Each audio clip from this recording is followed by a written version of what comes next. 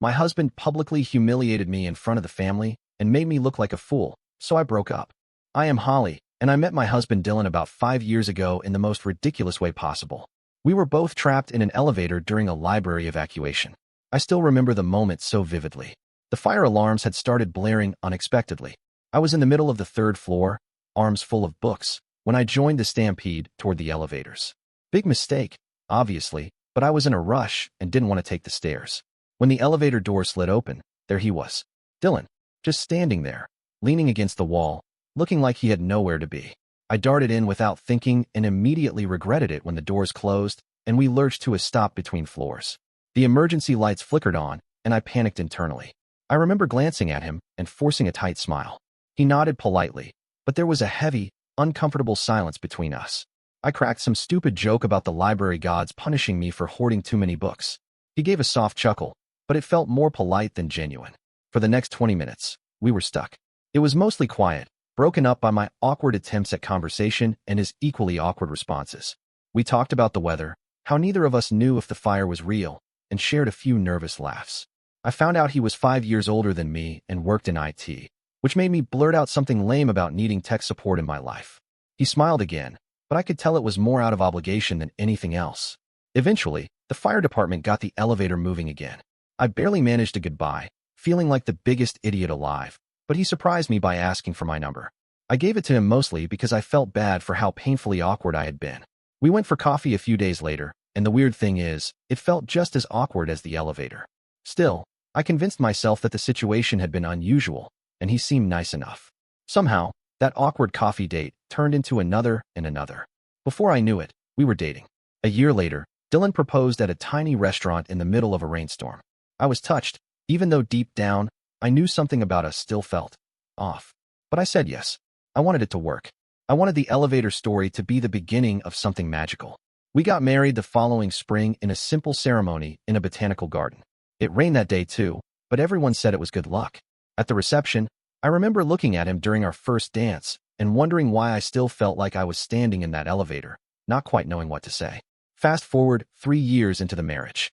I sit at our kitchen table, staring at the same Dylan I married, and it hits me like a punch to the gut. We never got out of that damn elevator. Not really. Our life together is filled with the same awkward silences, the same nervous chuckles, the same polite smiles. We have routines, sure. We split chores. We take turns choosing what to watch on Netflix. We even remember to celebrate anniversaries with decent gifts.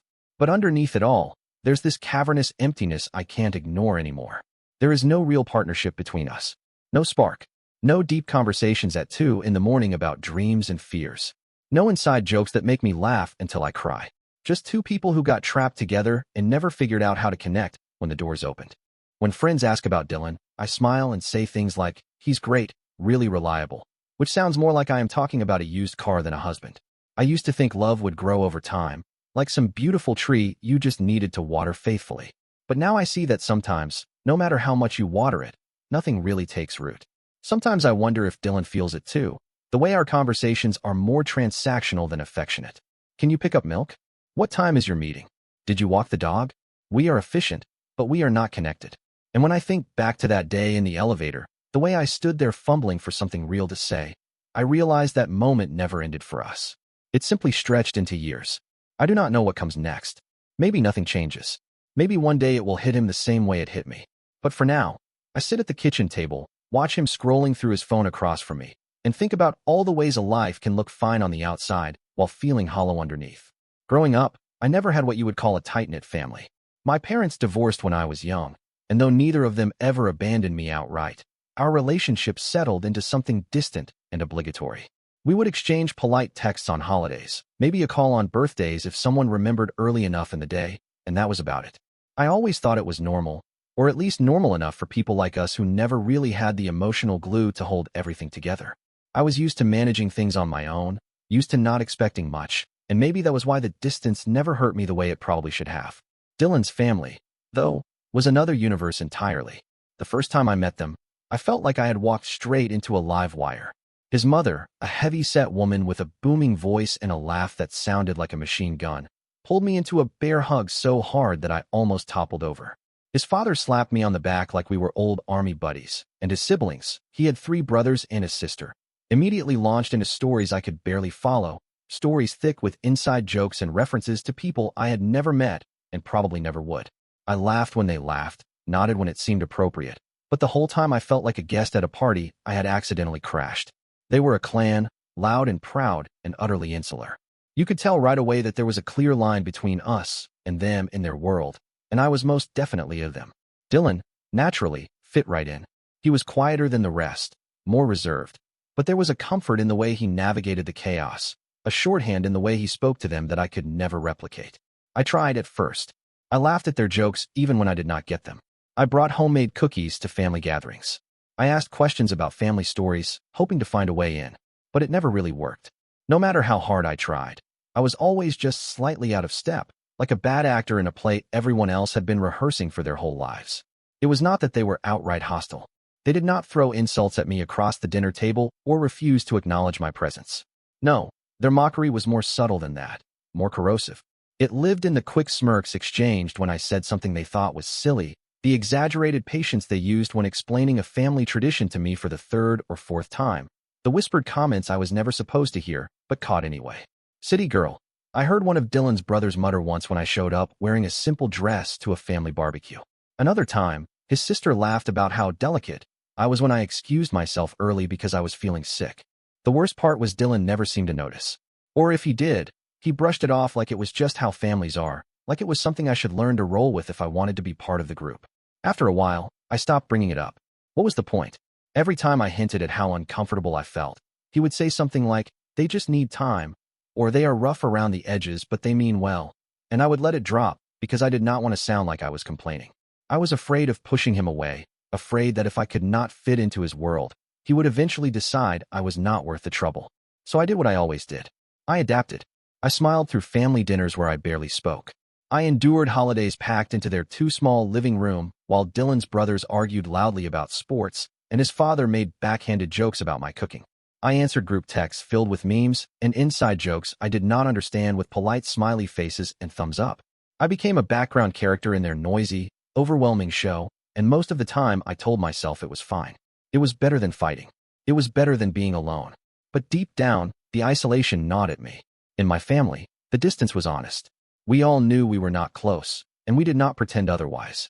With Dylan's family, the distance was hidden behind layers of forced cheer and fake familiarity. They acted like they were including me, but I was never really invited in, never really trusted, never really accepted. I was tolerated, and somehow that hurt more than if they had openly disliked me. The strangest part was how normal it all seemed after a while. I got so used to feeling like an outsider that I stopped expecting anything different. I stopped expecting to belong anywhere, really. Dylan and I built our own little bubble away from it all, a quiet life where we could pretend that neither of our families really mattered, at least most of the time. But every holiday, every group chat, every forced family event was a reminder that I was just playing a part in someone else's story, and no matter how many years passed, I would always be reading from a script I had never seen. At the beginning, the teasing felt harmless enough, the kind of casual ribbing that families do when they are trying to fold someone new into the group. The first few gatherings after Dylan and I got married were full of it, little jabs about how serious I was, or how I always had a big opinion on everything from where we should eat to how the kids were being raised. Dylan's mom would joke that I had probably written a dissertation about the best way to carve a turkey, and everyone would laugh, including me, even though my cheeks would burn with embarrassment. I told myself it was just their way of getting used to me, just a phase that would pass as they got to know me better. But it never passed. It only got sharper. After a while, the jokes stopped feeling playful and started feeling more like a sport, a game where the goal was to get a rise out of me. At every birthday party, holiday, or barbecue, there would be some comment about how I was too serious to have fun, or always the one with the lecture ready. Dylan's brothers liked to make exaggerated yawning noises when I talked about anything even remotely thoughtful, whether it was a book I had read or a documentary I recommended. His sister once snickered behind her wine glass and said I probably had a color-coded spreadsheet for how to enjoy a Saturday afternoon. They all laughed so hard that people at the next table turned to look. Dylan would just smile awkwardly or squeeze my hand under the table like that somehow made it better, but he never spoke up. At first, I thought it was because he didn't realize how much it was bothering me. I even convinced myself I was being overly sensitive, that maybe I really was too stiff, too careful, too something. I started shrinking myself down without even realizing it, sticking to safe topics, laughing a little too hard at their jokes, trying to smooth over the moments when the spotlight swung in my direction like a searchlight looking for flaws. It did not matter. No matter how quiet I was or how agreeable I tried to be, it seemed like they always found something to mock. If I spoke up, I was too opinionated. If I stayed quiet, I was no fun at all. If I helped in the kitchen, I was trying to take over. If I stayed out of the way, I was too good to get her hands dirty. It became a damned if you do, damned if you don't situation that left me exhausted before we even made it to dessert. The worst moments were when they would say things just loud enough for me to hear, but not loud enough to address directly. Little barbed comments tossed over shoulders or muttered under breath while pretending to be joking. I would be walking past with a tray of drinks and catch Dylan's uncle saying something like, "Better make sure they're organic, or Holly will have a meltdown," followed by snickers and eye rolls. Or I would be helping clean up after dinner and hear his cousin whisper to his wife, "Careful, Holly's probably writing a Yelp review of this kitchen right now." At first, Dylan would laugh it off, patting my back and saying, "You know they don't mean anything by it." But over time, even he seemed to realize it was not just harmless fun. I could see it in the way he would glance at me across the room, checking to see if I was okay, before turning back to his family like he was trapped between two sinking ships. But he still never spoke up, never told them to knock it off, never defended me. I stopped looking for backup from him after a while. I stopped looking for backup from anyone. I just built thicker walls around myself, smiled through clenched teeth, and counted the minutes until we could leave. I could feel myself becoming harder, becoming someone I barely recognized, someone who flinched internally every time someone said my name in that half-mocking tone they all seemed to adopt whenever I was within earshot. What made it worse was that they always wrapped their cruelty in a layer of fake affection, like if they said it with a smile or followed it up with a "just kidding," it would erase the sting. It didn't. Every joke they made carved a little deeper, and even though I never showed it, even though I kept smiling and laughing along like the good sport I was expected to be, inside, I felt smaller and smaller with every gathering. It was not that I needed them to love me. I had long given up on that fantasy. I just wanted to be treated like a person instead of a punchline. I wanted to feel like I mattered, even if only a little, even if only enough to be spared the endless, grinding sarcasm that wore down my spirit every time I sat at their table. When Dylan first mentioned Alicia's baby shower, I felt that familiar knot form in my stomach, the one that always showed up whenever there was a new family gathering on the horizon. He told me casually over dinner, like it was just another item on our shared calendar, something simple and unavoidable. His mom was hosting it at her house, and of course, everyone was expected to be there. I kept my face neutral, nodding and pretending to listen as he listed off who would be coming, what kind of food there would be, how exciting it was that Alicia was having her first baby. But all I could think about was how exhausting it was going to be, how I would spend hours smiling and nodding and trying not to flinch every time someone made a comment at my expense. Later that night, while we were getting ready for bed, I finally said it. I told him I did not think I wanted to go. I tried to keep my voice even, not wanting to start an argument, but also not wanting to pretend. I said maybe it would be better if he just went without me, that it was Alicia's day anyway, and no one would really miss me. I could tell by the way he sighed and ran his hand through his hair that he had been expecting me to say something like that.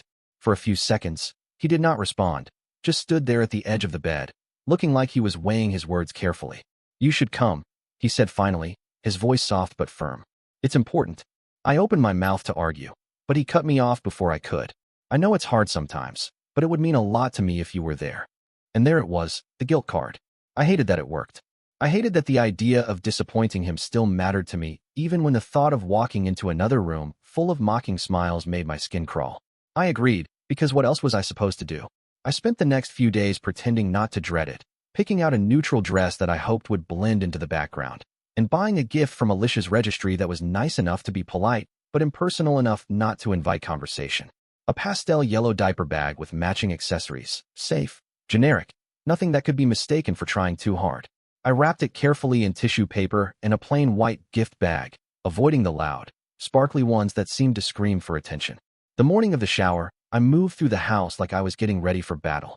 Dylan was in a good mood, humming under his breath as he buttoned his shirt, talking about how nice it would be to see everyone. I nodded and smiled where appropriate, but inside I felt myself shutting down, bracing for the inevitable. By the time we got in the car, my hands were cold even though it was warm outside. Dylan reached over and squeezed my hand as we pulled out of the driveway, and for a moment, I let myself believe that maybe this time would be different. It never was. From the moment we stepped through the door, I could feel it, that heavy, invisible weight pressing down on me. the stares that flickered across the room the second I crossed the threshold. It was not even subtle. People would glance at me, then quickly look away, whisper something to the person next to them, and chuckle like they were sharing a secret I was never supposed to hear. Dylan gave a few cheerful greetings, laughing and hugging relatives like nothing was wrong, like everything was perfectly normal, while I stood there feeling like I had walked into a room full of strangers who had been warned about me ahead of time. His mother's house was decorated with baby blue and soft green streamers, balloons bobbing lazily from the backs of chairs, tables covered with pastel cupcakes, and tiny plates of finger foods. On the surface, it looked festive, welcoming even, but the energy in the air was thick with something else, something sour and sharp that prickled against my skin with every step I took. No one really came up to me. A few people nodded politely when I caught their eye, but most just looked through me, as if I was a piece of furniture that had been misplaced in their perfect little setup. I stayed near the edges of the room, trying to make myself as small and invisible as possible, nursing a glass of lukewarm punch and pretending to be fascinated by the party decorations. Dylan drifted away almost immediately, pulled into some loud, joking conversation with his brothers and cousins. I did not blame him exactly, but it left me standing there alone, feeling every second of it stretch out endlessly. The only person who made any real effort was Alicia. She looked radiant, glowing in that way everyone always talks about with pregnant women, and when she saw me lingering by the dessert table, she made a beeline toward me with a big smile. She hugged me warmly, genuinely, the first real touch of kindness I had felt all day. We chatted for a few minutes, just the two of us, and for a little while, it almost felt normal. She asked about work, about how I was feeling, little things that seemed ordinary but meant everything in that moment. She even thanked me for the diaper bag, saying how perfect it was and how excited she was to use it once the baby arrived. Talking to Alicia felt like breathing after being underwater too long, but I knew better than to stay by her side for too long. People were already watching, their eyes sliding toward us with that same judging, mocking energy that never seemed to let up. I could feel the weight of their attention, not the good kind that makes you feel noticed, but the kind that makes you want to disappear completely. I floated through the rest of the afternoon in a haze, smiling when it seemed necessary, laughing at the right moments, making polite small talk when someone cornered me out of obligation. I kept my responses short, never giving anyone more to work with than they absolutely needed, always steering conversations back toward them so I would not have to open up, would not have to give them any more ammunition. Every interaction felt like a test I knew I was failing. Every laugh that was just a little too loud, every look that lingered a little too long, drove the point home harder. I was not one of them. I never would be. I was standing near the kitchen doorway, clutching my half-empty glass of punch like a lifeline, when Dylan's Aunt Diana decided to aim her voice right at me like a spotlight. She said it loud enough that every conversation in the room seemed to pause for a beat. "So," she called out, her voice dripping with exaggerated cheerfulness, "when are we going to have a new baby around here, huh?" I felt the blood rush to my face instantly. I gave the safest, most neutral answer I could think of, the one I had rehearsed for moments exactly like this. I smiled politely and said, "Oh, we're in no hurry. Just enjoying life for now." I meant to leave it at that, to let the question hang awkwardly in the air until everyone shifted their attention elsewhere. But Dylan, standing just a few feet away with a plate of deviled eggs in his hand, decided that was the perfect moment to open his mouth and ruin whatever shred of dignity I had left. He laughed, a loud, reckless sound, and then said, with a theatrical shrug, "Honestly, I'd rather not have children at all than raise them with this kind of toxicity." There was a split second of silence, just long enough for the words to settle in everyone's ears, before the room erupted in laughter. Not just polite chuckles, but full-bodied, table-slapping laughter that made me feel like the walls were closing in on me. Dylan was grinning, clearly proud of himself for getting such a big reaction, and I just stood there, frozen, my hand tightening so hard around my glass that I thought it might crack. Rachel, Dylan's sister, wasted no time piling on. She leaned over to their cousin and said, loudly enough for half the room to hear, "Honestly, could you imagine? She'd only feed the drama anyway. That poor kid wouldn't stand a chance." More laughter, more sideways glances, more of that unbearable, mocking energy that had been humming under the surface all afternoon, but now burst out into the open like a dam breaking. I did not say anything. I could not. I just smiled, that same brittle, tight smile I had perfected over years of pretending things did not hurt me when they absolutely did. I felt humiliated in a way I could not even put into words. Humiliated not just because of what Dylan had said, but because of the way he said it. The way he had thrown me under the bus so casually, like it was nothing, like the cost of my dignity was worth a few easy laughs. He did not even notice. Or if he did, he did not care. He just kept laughing along with everyone else, stuffing a cookie into his mouth and slapping his brother on the back as if he had just told the joke of the century. I stood there for a few more minutes, my face burning, my body numb, waiting for a moment when I could slip away without making a scene. When it finally came, I quietly made my way toward the backyard, out of sight, out of the ring of laughter that had closed in around me like a noose. I needed air, I needed space, but most of all, I needed to pretend, just for a little while longer, that I could survive the rest of the afternoon without falling apart completely. I did not storm back into the house or cause a scene. That was not who I was. Instead, I walked quietly back inside, weaving my way through the clusters of people laughing and chatting, pretending not to notice how many of them glanced at me with barely concealed amusement. I found Dylan standing by the kitchen counter, a fresh beer in his hand, grinning like he had just won some kind of prize. I walked straight up to him, my voice calm but steady, and said, "That's not funny." For a second, he just blinked at me, confused like he could not quite understand what I was talking about. Then he laughed, that dismissive little laugh that made my stomach twist, and said, loud enough for anyone nearby to hear, "Relax. You're overreacting." I could feel the air change instantly. Heads turned. Conversations dropped to murmurs. People leaned in slightly, eager for the next part of the show. Dylan was still smiling like he thought he could charm his way out of it, like this was just another moment where I was the uptight killjoy, and he was the easygoing good guy trying to make things light and fun. He went on, chuckling as he said, "God, you always take everything so seriously. It's a joke, Holly. You know, a sense of humor? Maybe try it sometime."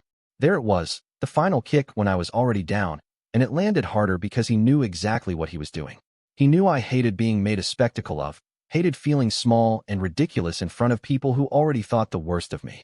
And yet here he was, throwing me under the bus again, all for a few more cheap laughs and a little more approval from the people who would never accept me no matter how hard I tried. I stood there for a moment longer, the blood pounding in my ears, my face hot with shame. I wanted to say something back, something that would make him feel even a fraction of the humiliation he had just poured over me, but the words caught in my throat. I knew that if I said anything more, they would twist it against me, turn it into another joke, another reason to mock me. I was already losing, and the only way to keep from falling apart completely was to walk away. So I did. I turned around without another word, without giving them the satisfaction of seeing me break, and I walked straight out of the room, past the balloons and the cupcakes, and the people who pretended not to stare even as their eyes followed me all the way out the door.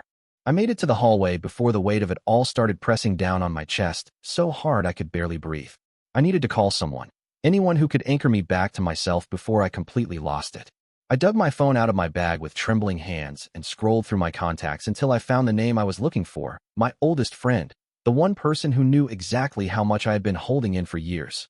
I pressed call and lifted the phone to my ear, walking toward the front door, desperate for a shred of privacy. I barely made it 2 steps before I felt a hand clamp down hard around my arm. Dylan. He had followed me out into the hallway, and now he was gripping my upper arm so tightly it sent a jolt of panic straight through me. He yanked me back a little, not enough to hurt, but enough to make it clear he was not going to let me walk away quietly. "Where the hell do you think you're going?" he hissed under his breath, his face way too close to mine, the smell of beer and cheap cologne hitting me all at once. I stared at him, the phone still pressed uselessly to my ear as it rang. I yanked my arm back with all the force I could muster, my heart hammering against my ribs. My voice came out low and steady, the kind of voice you use when you have nothing left to lose. "If you touch me again," I said, staring him straight in the eye, "there's going to be quite a scene." For a split second, he looked stunned, like he could not believe I had spoken to him that way. His fingers loosened just enough for me to rip my arm free. Behind him, I caught sight of his mother standing half-hidden in the archway that led to the dining room. Her expression was tight, her mouth pinched, but instead of saying anything to Dylan about laying his hands on me, she leaned toward him and whispered, sharp and vicious like a blade slipping between ribs, "Control your wife." The words hit me harder than the grip on my arm. I was not even a person to them in that moment. I was a thing, a problem to be managed, an embarrassment to be contained. I did not wait for Dylan to say anything else. I shoved my phone back into my bag, squared my shoulders, and walked straight out the front door without looking back. I had almost made it to the porch when Rachel stepped in front of me, blocking the doorway like she had been waiting for me to try and leave.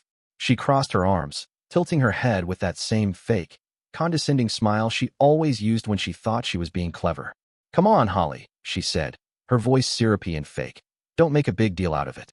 You're just blowing everything out of proportion like you always do." I did not even hesitate. I barely registered her words because the only thing I could focus on was getting out of that house before I completely shattered in front of them. I pushed past her, not hard enough to hurt, but firm enough to make it clear that I was done. I did not care how it looked. I did not care who was watching. I just brushed her out of my way like she was nothing more than another piece of furniture crowding a room I no longer wanted to be in. Rachel stumbled back with a gasp, clearly not expecting me to actually put my hands on her, but I did not stop to apologize or explain. I did not even glance over my shoulder to see the reaction I knew was already unfolding behind me.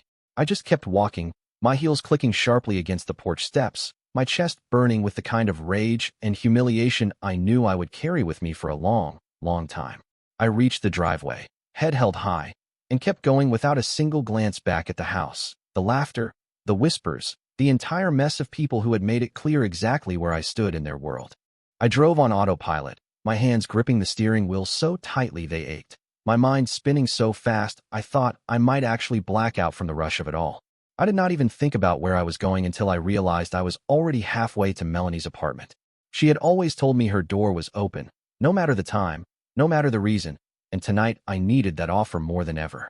When I pulled up in front of her building, I sent her a simple text that just said, "Are you home?" She answered in seconds, telling me to come right up, that the door was unlocked. I did not even bother grabbing my bag.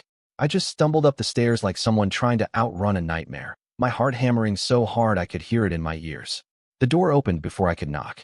Melanie took one look at me, and without saying a word, she stepped aside to let me in. I barely made it 2 steps into her living room before she pulled me into a hug, the kind that breaks through the walls you did not even know you had built. I stood there for a long time, not crying, not talking, just breathing and trying to believe that I was somewhere safe. "You're staying here tonight," she said finally, in that steady voice she always used when she was already 2 steps ahead of me. No arguments. I nodded because there was no part of me that wanted to be anywhere else. For hours, I ignored the buzzing of my phone. I turned it face down on the coffee table and let it vibrate endlessly against the wood. First it was Dylan calling, over and over, his name flashing on the screen until it blurred into something meaningless. Then it was his mother, then Rachel, then unknown numbers that I could only assume were aunts or cousins trying to play peacemaker or pour more salt into an already gaping wound. The family group chat lit up too, notifications popping up in rapid succession, but I refused to open a single one. I did not need to see the apologies that would not mean anything, the gaslighting messages about how I had overreacted, or the subtle demands that I come back and smooth it all over like I always did.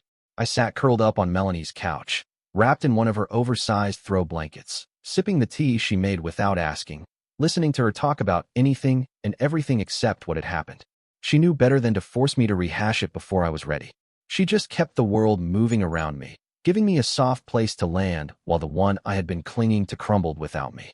I let the calls go unanswered. I let the messages pile up. And for the first time in a long time, I started to wonder what it might feel like to stop apologizing for taking up space. I wish I could say that by ignoring my phone, I was able to shut it all out, to keep their noise from reaching me. But the truth was that even with the screen turned face down, I could feel the messages stacking up like a growing pile of rubble just waiting to bury me. After a few hours of pretending I did not care, curiosity, or maybe some small, self-destructive part of me got the better of my judgment. I picked up the phone, unlocked it, and opened the family group chat. I should not have looked. The first thing I saw was a meme someone had posted, a cartoonish image of a drum being beaten to shreds, the caption underneath reading something like, "When you can't just let a party be a party." Another one followed almost immediately, this time a stock photo of a woman scowling at a birthday cake, with the words, "Some people just can't stand seeing others happy," plastered across it. They were not even trying to be subtle. They were laughing at me, right there in broad daylight, passing me around like some inside joke everyone was in on except me. A few of Dylan's cousins chimed in with comments about how some people live for drama, and how it's always the same ones who can't just chill and have fun. Rachel, of course, had to take it a step further. She wrote, "Honestly, I think an apology is the least we deserve after the way today was ruined. Some people just don't know how to act right at a family event." There was a string of agreements, heart emojis under her comment. Thumbs up, people laughing like it was the funniest thing they had ever seen. No one even tried to be neutral. No one said maybe they were being too harsh. It was open season, and I was the target. My stomach twisted as I scrolled further, seeing messages that barely disguised what they were really saying. Dylan's mother chimed in at one point, not directly tagging me, but writing, Families have disagreements, but it's important to be mature enough to apologize and move forward instead of running away and creating scenes. It felt like getting slapped over and over again. Each comment another reminder that no matter what I did, I would always be the outsider, always be the villain in their carefully crafted narrative. I put the phone back down without replying, without defending myself, because what was the point? They had already decided who I was, and no amount of explanations or apologies would change that. Melanie saw my face when I set the phone down and wordlessly slid a fresh mug of tea across the coffee table to me, her way of saying she understood without needing to ask. I wrapped my hands around the mug, letting the warmth soak into my frozen fingers, and for the first time that night, I allowed myself to admit that there were some things you could not fix, no matter how badly you wanted to. Some doors, once slammed in your face, were better left closed for good. Sitting there on Melanie's couch, wrapped in the soft blanket she had thrown over me, I stared at the ceiling for a long time, feeling the weight of everything settle in my chest. It was no longer just hurt or confusion swirling inside me. It was something sharper, something cleaner, something that burned away all the excuses I had spent years making for them. This was not a misunderstanding, not a rough patch, not a fight that could be soothed with a few fake apologies and forced smiles. This was a pattern, a system, a deliberate choice they kept making over and over again to humiliate me, to make me feel small, to push me out while pretending they were the ones being wronged. For the first time, I stopped questioning whether I had overreacted. I stopped wondering if maybe I had misunderstood, if maybe I should have just laughed along a little harder, smiled a little wider, bent myself a little further to fit into the narrow, suffocating mold they had set out for me. I saw it all for what it was now. Systemic humiliation disguised as family banter, cruelty masked by tradition and laughter. I picked up my phone again, my hand steady this time, and opened the family group chat. The memes were still there, the snide comments still rolling in, more jokes piling up like garbage no one cared to clean up.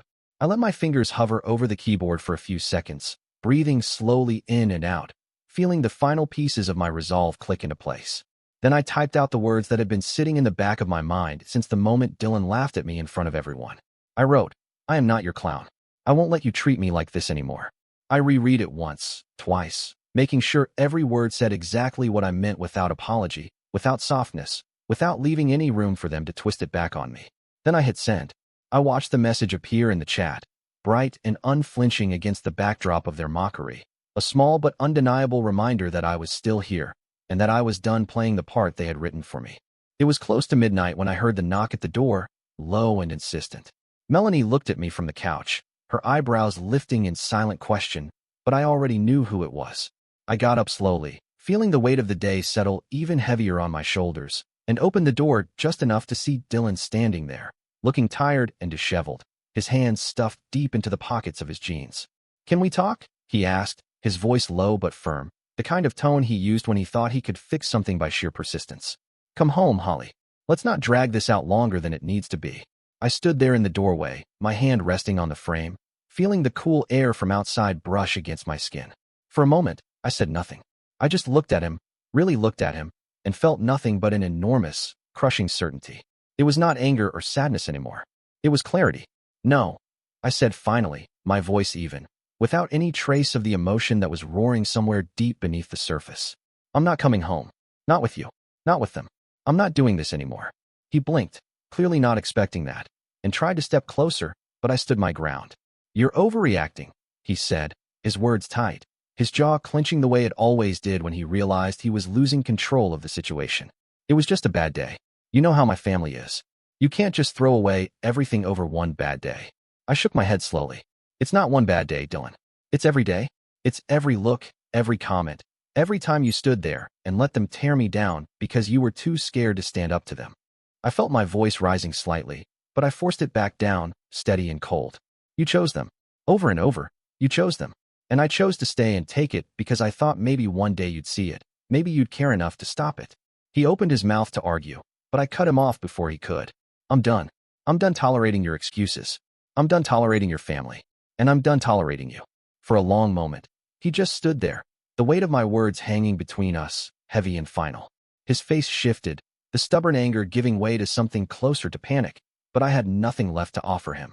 No more forgiveness, no more understanding, no more bending myself into something small enough to fit into his world. I stepped back, started to close the door. His hand shot out as if he might stop me, but he hesitated at the last second, letting it fall back to his side. "Goodbye, Dylan," I said quietly, and this time, I closed the door all the way without looking back. I left Melanie's apartment early the next morning, the air still crisp with the kind of chill that only comes right before sunrise. I drove in silence, the city just beginning to stir around me, feeling strangely detached from everything, as if I were watching someone else's life through a thick pane of glass. Without even thinking much about it, I ended up at my parents' house, the one place I had spent years convincing myself I did not really need. They were surprised to see me standing there with nothing but a small, overnight bag and the kind of hollow expression that needed no explanation. They did not ask a lot of questions. They just opened the door and let me in. It did not take me long to make up my mind.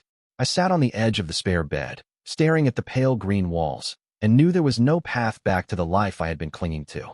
I called a lawyer the next day, a quiet woman with a sharp mind recommended by one of Melanie's co-workers, and began the divorce proceedings. I filled out the paperwork with a kind of mechanical detachment, each signature another small but necessary death. Every form I signed felt like stripping away another layer of false comfort, another illusion that maybe love was enough to survive being constantly torn down. Dylan must have realized how serious I was, because almost immediately, the apologies started pouring in. Long, rambling text messages filled with guilt and half-baked promises to change. Vague admissions that maybe he had not handled things well, but still laced with those little barbs about how I should have tried harder, how I should have been more patient, how if only I had been willing to forgive a little more, things would have been different. When the messages got no response, he moved on to our mutual friends. I started getting texts from people I had not heard from in months, all suddenly interested in how I was doing, casually slipping in things like, "Dylan's really torn up about everything," or, "He's been asking about what he could do to make it right." One even hinted that Dylan had been planning something big to win me back, as if grand gestures and a shiny apology could erase years of being treated like I was nothing more than an afterthought or a punchline. It was almost laughable, the way he thought he could buy my forgiveness with promises whispered through third parties, as if he had never truly understood what the problem was in the first place. It was never about one fight. It was never about one bad joke. It was about being made small for so long that I had almost forgotten who I was without his shadow looming over me. I did not respond. Not to him. Not to the friends who suddenly decided to care. I stayed at my parents' house, quiet and still, letting the storm rage outside while I sat safely behind walls that, for once, did not feel like they were closing in on me. I had made my decision, and I was not going back. The first few mornings after moving back into my parents' house were strange, a little too quiet, a little too weightless, like I was adjusting to a new gravity. For so long, my life had been built around trying to make something work that was never going to work, around shrinking myself down just enough to fit into a space that was never meant for me. Now, standing here with a future that was wide open and unfamiliar, I realized that for the first time in a long time, I was not carrying anyone else's expectations on my back. It hit me slowly, in little pieces, the understanding that loving myself was not selfish or dramatic or something to be ashamed of. Loving myself meant refusing to let people laugh at my pain and call it tradition. Loving myself meant walking away when someone who claimed to care about me stood silent while others tore me apart. Loving myself meant choosing peace over performance, dignity over desperate approval. I stopped wondering whether Dylan would ever understand. I stopped questioning whether I should have fought harder to fit into a family that never saw me as anything but an outsider. I let all of it go, every last thread of that life unraveling behind me, because the truth was, there was nothing there worth salvaging. There never had been. Now, when I think about the future, it is no longer weighed down by the need to prove myself to people who were never rooting for me in the first place. I do not know exactly what my new life will look like yet, and I am okay with that. I just know it will not be built on humiliation, on silence, on swallowing hurt and calling it love. It will be mine, entirely mine, shaped by my own voice and my own choices. Thanks for reading my story, Reddit. I would really like to hear what you think. Have you ever had to walk away from people who kept pushing you down? How did you find the strength to stop fighting for approval that never really mattered in the first place? Let me know what you would have done in my shoes.